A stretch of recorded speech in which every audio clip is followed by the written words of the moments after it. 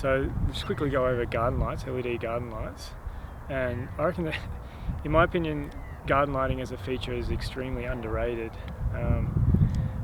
Being able to light up trees and shrubs and even hedges or pathways into the house make a really nice entrance and feel and warming feel to different homes.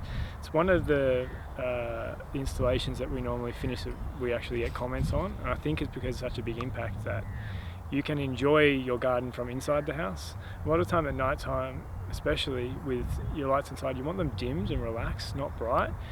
But outside, you can use just a normal LED garden light, especially with a hood like this one. This is an old one, all the new ones are in gardens. But lighting up different features that you can see from inside the house creates a nice feel that you get to enjoy. And if I was to recommend anything, is to buy lights that have a screen. When you're doing garden lighting or feature lighting of any type, you're better off to not see where the light itself is coming from. So having a screen, instead of being able to see the light itself, you screen where the light is actually coming from and allow that light itself to light up the feature, and that is what you want to be looking at.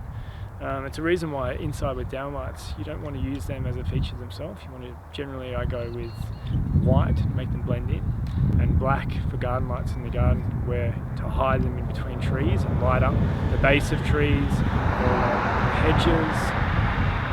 Even on path lighting, I would advise to use hoods, to use eyelids as well to cover the direction of the light and shoot along the path.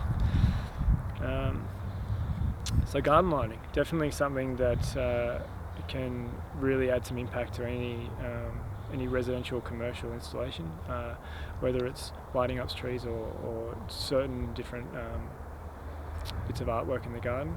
It can make a big difference. So there you go, garden lighting, LED garden lighting. If you have any questions or anything, feel free to give us a call or fill out one of our forms on our website. Thank you very much. Bye bye.